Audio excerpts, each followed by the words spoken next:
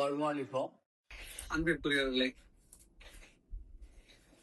ஞான விழி சிந்தனையில் இதுவரை நாம் ஞான பயணம் பற்றிய கருத்துக்களை சிந்தித்து வருகிறோம். அந்த வண்ணம் இன்றும் ஞான பயணம் பற்றிய சிந்தனை தான். ஏனென்றால் ஒட்டுமொத்த வாழ்க்கையை ஞான பயணமாக வேண்டும் என்பதுதான் என் எண்ணம். ஞானத்தை தவிர வாழ்க்கையில் நீங்கள் அடைவதற்கும் அனுபவிப்பதற்கும் ஒன்றுமில்லை. ஏனென்றால் ஞானம் பேரறிவு, முக்காலத்தை உணர்வது. நீங்கள் ஞானவான்களாக இருந்தால் நடக்கப் போவதும் தெரியும், நடந்து முடிந்ததும் தெரியும். அப்போ 3 கால தரிசனங்கள் கிடைக்கின்ற பொழுது கவலை என்பது நம்மை ஒட்டுவதே இல்லை. யாரோடு பகை கொள்ளப் போகிறோம், யாரோடு எதிர்பார போகிறோம் என்று தெரிந்தால் ஒதுங்கிக் கொள்ளலாம் அல்லவா? மழை வரும் என்பதை அறிகின்ற பொழுது நாம் என்னாகி விடுகிறோம்? உஷாராகி விடுகிறோம்.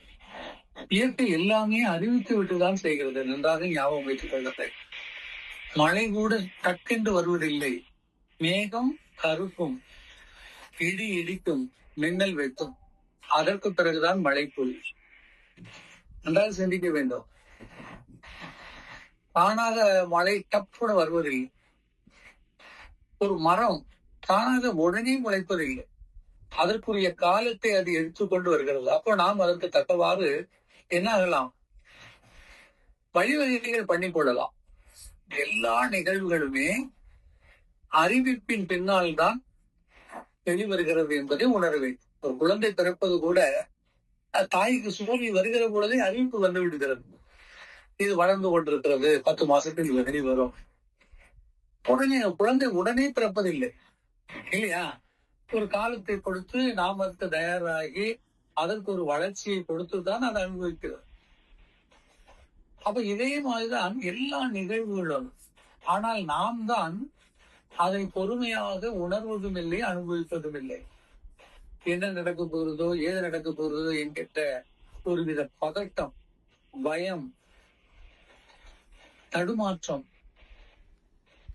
இவைகள் நம்மை தடமாற்றி விடுகிறது.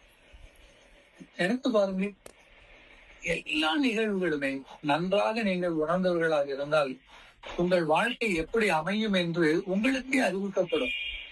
ஏனென்றால் ஃபைல் எங்க இருக்குது? உங்க மனதுல தான் இருக்குது. அந்த ஃபைலை திறக்கிறதுக்கு உள்ள வழியும் உங்களுக்கு தெரிந்திருக்கும், அல்லது தெரிவிக்கப்பட்டிருக்கும். கண்ணை பொத்திட்டு கொஞ்ச நேரம் தம்மன்னு இருப்பான் பாங்க. கண்களை மூடிக்கொண்டு, கண்களை மூடினாலே வெளி உலகத்தினுடைய தொடர்பு 75 விழுக்காடு அற்றுப்போகும், அல்லது 50 விழுக்காடு. கண்ணை மூடினா வெளி உலகம் 50 விழுக்காடு அற்றுப்போகும். ஒரு 25 விழுக்காடு காது வழியாக கேட்கின்றது. இன்னொரு 25 விழுக்காடு நினைவுகளால் போகும். அப்ப அந்த 100% 3 விதமாகவே பிரிக்கப்படுகிறது. கண்களால் பார்க்கின்ற பொருளை கணித்து வைத்துக் கொண்டு அதற்கு தக்கவாறு சிந்தனை செய்து வேலை செய்வது, இது 50 விழுக்காடு. காது வழி, கண்களை மூடின பிறகு கூட யார் வருகிறார்கள், நீங்க உங்க வீட்டுக்குள்ள கண்ணை பூத்திட்டு இருக்கிறீங்க, உங்களுக்கே தெரிஞ்சிடும். பொலிசு சத்தம் கேட்டுட்டு இருக்கோம், இப்போ தங்கச்சி வராங்களோ, அப்பா செருப்பு சத்தம் தனியா கேட்கும், அம்மா நடக்கும் போதே அதனுடைய சவுண்டு தனி. இதை நீங்க உற்று கவனித்திருந்தால் அந்த ஓசையே உங்களை எழுப்பி விடும். நீங்க உட்கார்ந்து கொண்டே இருக்கும்போது காற்றடிக்கிறது, மரம் அசைகிற பொழுது அதில் உண்டாகிற ஒரு சத்தம். இப்போ உங்களுக்கு கிளைமேட் சரியில்லை, மழை வரப்போகிறது, கண்ணு மூடிட்டே சொல்லலாம்.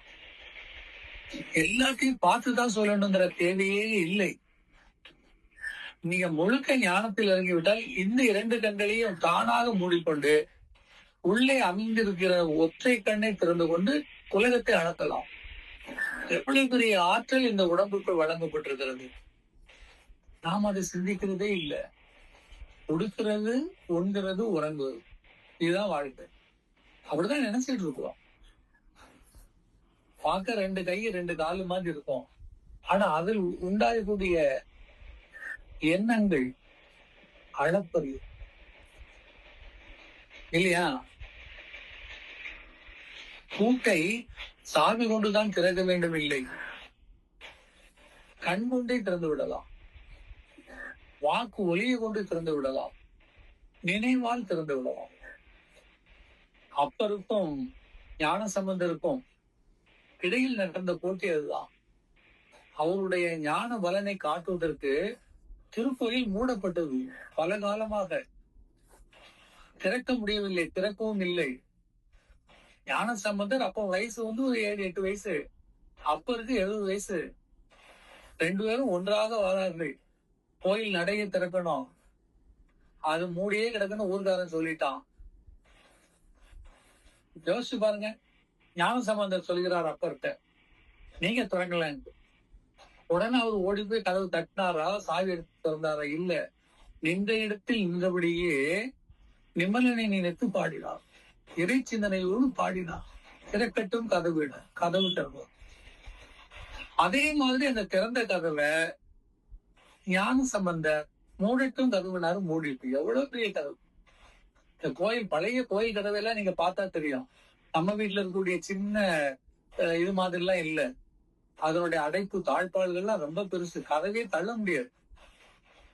அப்போ இவங்களுடைய நினைவாள்களே வார்த்தையால் பார்வையால் நடத்த முடிகிறது என்றால், அப்ப இந்த உடல் எவ்வளவு பெரிய, கொஞ்சம் சிந்திச்சு பாருங்க. அப்போ இந்த உடலை ஆட்டுவிக்கக்கூடிய ஆற்றல் ஞானத்திற்கு. ஏன்னா ஞானம் முழுக்க முழுக்க உங்கள் ஆற்றலை மட்டும் வைக்கும். அதான் வித்தியாசம். இப்ப நீங்க இருக்கிறீங்கன்னு வைங்களேன், உங்களால ஏன் ஒரு காரியத்தை முழுமையா செய்ய முடியலன்னா நீங்க ஒரு ஆள் இல்லை. மெயின் அதுதான். கேட்டா நான் மட்டும்தானே இருக்கேன், நான் யார் பேச்சையும் கேட்கறது இல்லை, எல்லாம் சொல்லுவீங்க. ஆனா ஒரு விஷயத்த சொன்ன உடனே முதல்ல என்ன ஓடுனா, இது பொண்டாட்டிக்கு தெரிஞ்சா என்ன ஆகும்? கேட்கிற விஷயம் அது நல்லதோ கெட்டதோ ஏதோ ஒண்ணு கேட்டா, வீட்டுக்காரிக்கு தெரிஞ்சா என்ன ஆகும்? அங்கேயும் உங்களுக்கு ஆஃப்லைன் வந்துடும், ஷட் டவுன் ஆயிரும். இல்ல திருமணம் ஆகலைன்னா அம்மா அப்பாவுக்கு தெரிஞ்சிச்சுன்னா, இப்ப நீங்க ஒரு தொழில் ஆரம்பிக்கிறது, ஒரு நண்பன் உங்களை அழைக்கிறான், நம்ம 2 பேரும் சேர்ந்து செய்யலாம். அப்போ உடனே நினைப்பான், அப்பா பெர்மிஷன் கொடுப்பாரா, அப்பா பணம் தருவாரா, அம்மாட்ட சொன்னா ஒத்துக்குவாளா, அண்ணன் தம்பிங்க என்ன சொல்லுவாங்க? அத்தனை சின்ன நீங்க இறங்கக்கூடிய தொழில் தான். ஆனா உங்க மனசுக்குள்ள என்ன ஓடுனா, உங்களை சுத்தி இருக்க அத்தனை பேர் யார்கிட்டெல்லாம் முக்கியமா உங்களுக்கு தொடர்பு இருக்கிறதோ அவர்களிடம் இருந்தெல்லாம் பெர்மிஷன் வாங்குவதற்கு, ஒத்துழைப்பு வாங்குவதற்கு, அவர்கள் போடுகிற தடையை மாற்றுவதற்கு சிந்தனை ஓடும்.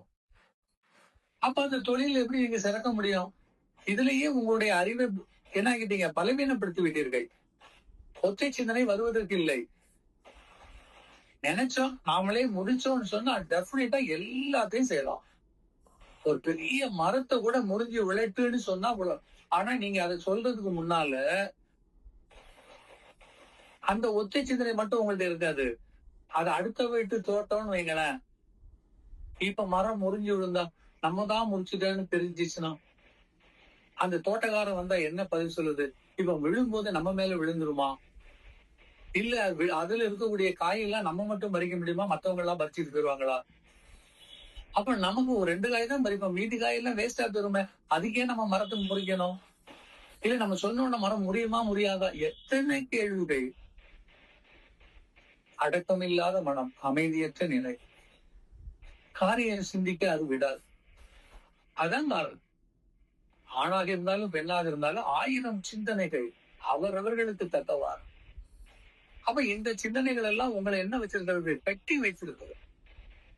கட்டி வை. எந்த சிந்தனை மற்ற நீங்கள் இருந்தால் வானத்தை கூட கீழே தரை இறங்கட்டேன்னா இறங்கும்.